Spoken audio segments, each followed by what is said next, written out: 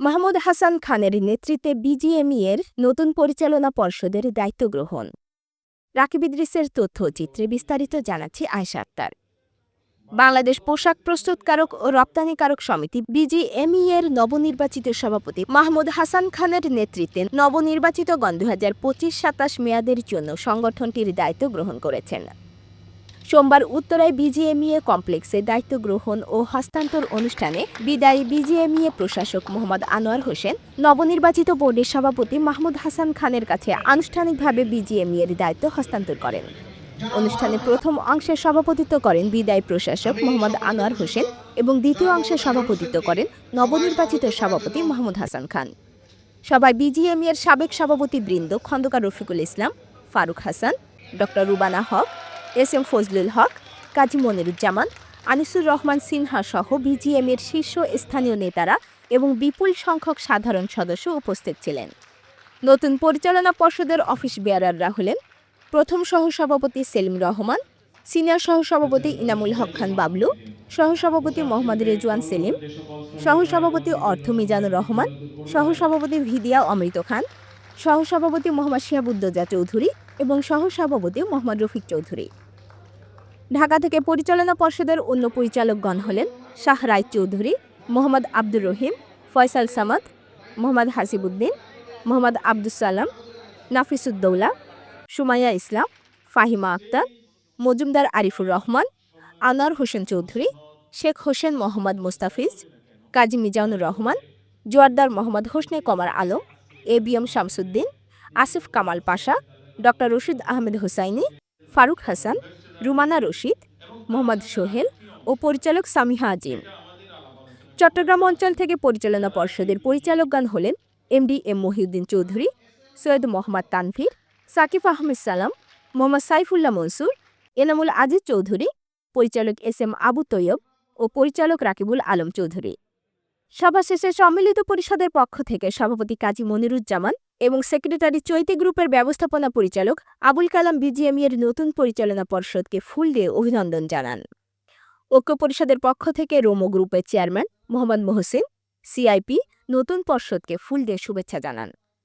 বিজিএমইএর পক্ষ থেকে নির্বাহী সভাপতি ফজলে শামীম এহসান এবং নন বন্ডেড এসএমইউদের পক্ষ থেকে আরএল অ্যাপারেল লিমিটেডের ব্যবস্থাপনা পরিচালক নবনির্বাচিত সভাপতি মাহমুদ হোসেন খান বাবু বলেন, পোশাক শিল্পের সম্মানিত সদস্যবৃন্দ, আমার পরম শ্রদ্ধেয় অগ্রজবৃন্দ, বিজিএমইএর সাবেক সভাপতিগণ, বিজিএমইএর সদ্য সাবেক প্রশাসক ও ইপিবির ভাইস চেয়ারম্যান জনাব মোহাম্মদ আনোয়ার হোসেন, বোর্ডে আমার সহকর্মীবৃন্দ, উপস্থিত সুধীবৃন্দ, মিডিয়ার ভাই বোনের আসসালামু আলাইকুম।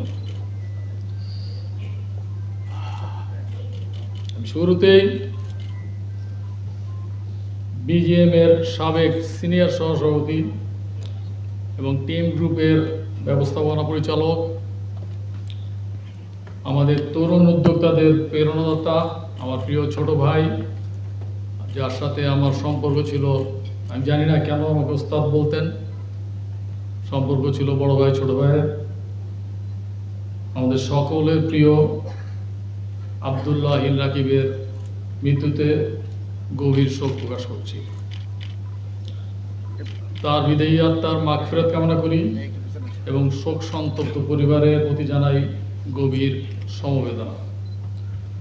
পোশাক শিল্পে তার অবদান চিরস্মরণীয় হয়ে থাকবে এবং অনুকরণীয় হয়ে থাকবে।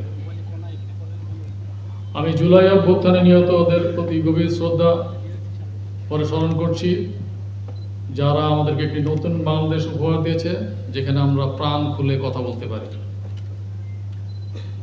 প্রিয় সহকর্মীবৃন্দ, আজকে বিজিএমইএর নবনির্বাচিত বোর্ডের দায়িত্ব গ্রহণ অনুষ্ঠানে বিজিএমইএর নতুন পরিচালনা পর্ষদের অফিস বেয়ারার্স, পরিচালকবৃন্দকে আমার ব্যক্তিগত পক্ষ থেকে জানাচ্ছি আন্তরিক শুভেচ্ছা এবং অভিনন্দন। আজকের এই দিনে আপনাদের সকলের উপস্থিতি পোশাক শিল্পের প্রতি অবিচল আস্থারই প্রতিশ্রুতি। আমি কৃতজ্ঞতা এবং ধন্যবাদ জানাই বিজিএমএ পরিচালনায় আমাদের পূর্ববর্তী অগ্রজদেরকে, যাদের বলিষ্ঠ এবং গতিশীল নেতৃত্বে পোশাক শিল্প আজকের এই পর্যায়ে এসেছে।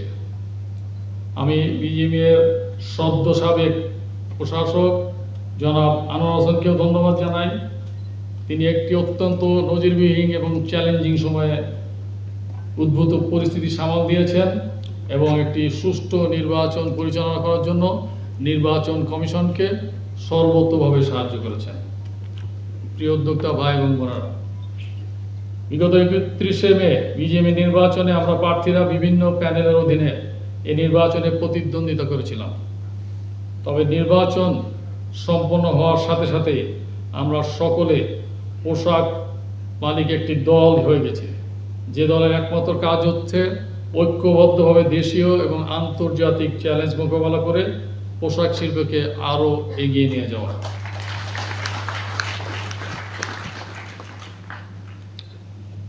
আমরা এমন একটি সময়ে দায়িত্ব গ্রহণ করতে যাচ্ছি যখন আমাদের প্রিয় শিল্পটি বিভিন্ন স্থানীয় এবং আন্তর্জাতিক চ্যালেঞ্জের মুখে পড়ে সঙ্গীন পরিস্থিতির মধ্যে দিয়ে যাচ্ছে।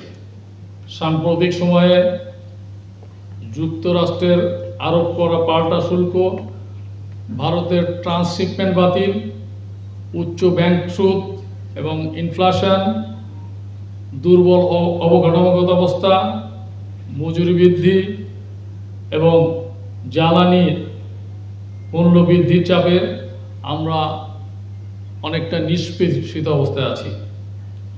এর মধ্যে আবার নতুন করে শুরু হয়েছে ইসরায়েল এবং ইরানের যুদ্ধ, যেটা আমাদের নির্বাচনী প্রচারণকালীন সময় আমরা বলতাম, আমাদের মিডিয়ার ভাই বোনেরা বলতেন যে আপনাদের সামনে চ্যালেঞ্জ কি। আমরা বলেছি চ্যালেঞ্জ প্রতিনিয়তই পরিবর্তন হয়।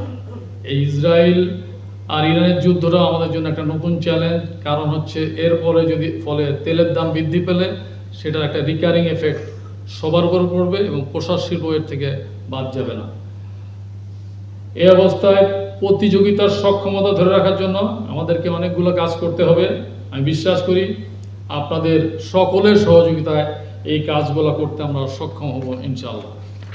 আমি আমার বক্তব্য খুব দীর্ঘায়িত করতে চাই না। নির্বাচন পরিচালনাকালীন সময়ে আমরা বিভিন্ন প্রতিশ্রুতিগুলো দিয়েছি, সেগুলা একটা একটা করে আমি এখানে বলবো, খালি হেডলাইনটাই বলবো। আমরা অনেক কাজ আমাদের করতে হবে, তার মধ্যে আমরা অগ্রাধিকার যেগুলো দেব, যেটা আমাদের নির্বাচনী প্রতিশ্রুতি ছিল, তার মধ্যে প্রথম হচ্ছে পোশাক শিল্পের জন্য স্বতন্ত্র মন্ত্রণালয় প্রতিষ্ঠা করার জন্য কাজ করা।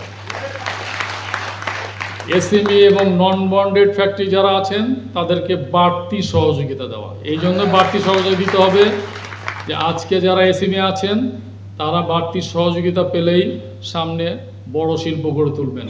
আমাদের মধ্যে কেউই চাই না যে সারা জীবন আমরা এসএমই থাকি।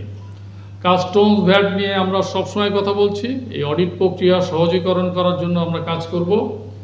এর বাইরে আন্তর্জাতিক যে চ্যালেঞ্জ আছে, এলডিসি গ্র্যাজুয়েশন, এলডিসি থেকে উত্তরণের ফলে শুল্ক ছাড় হারানো শিল্পের জন্য চ্যালেঞ্জ, এর প্রভাব ব্যাপক। এটা নিয়ে আমরা অংশীজনদের সাথে আলোচনা করে সঠিক সময়ে যেন এলডিসি গ্র্যাজুয়েশন হয় সেটা নিয়ে আমরা কাজ করব। মার্কিন শুল্ক নিয়ে কাজ হচ্ছে, এটা যেন সহনীয় পর্যায়ে থাকে এবং যেটা বলে পারস্পরিক শুল্ক সেটা যেন আমাদের উপর আরোপ না হয়, সেটা নিয়ে আমরা কাজ করব। এক্সিট পলিসি নিয়ে কাজ করা অন্যতম প্রধান চ্যালেঞ্জ, সেটা আমরা কাজ করতে চাই। বাংলাদেশ ব্যাংকের যে সার্কুলার আছে এটাকে এক্সিট পলিসি বলা হয় না, এটা একটা স্রেফ সার্কুলার, কিভাবে রিশিডিউল করে আপনি বেরিয়ে যাবেন। আমরা প্রকৃত এক্সিট পলিসি চাই। এর বাইরেও আমরা অনেকগুলো প্রতিশ্রুতি দিয়েছি। আজকে এটা আপনারা আমাদের নির্বাচনী ম্যানিফেস্টো দেখেছেন এবং আমাদের প্রতিশ্রুতি, আমাদের যে 3টা প্ল্যাটফর্ম আমরা নির্বাচনে অংশগ্রহণ করেছিলাম কম বেশি একই রকম, সেগুলো আমরা সকলে মিলে সমন্বিতভাবে একসাথে কাজ করলে এগুলো পালন করা সম্ভব বলে আমি দৃঢ়ভাবে বিশ্বাস করি। প্রিয় সহকর্মীরা, আমাদের এই নতুন বোর্ডের অন্যতম এজেন্ডা হচ্ছে একটি কার্যকর এবং জবাবদিহিতামূলক বিজিএমইএ গড়ে তোলা।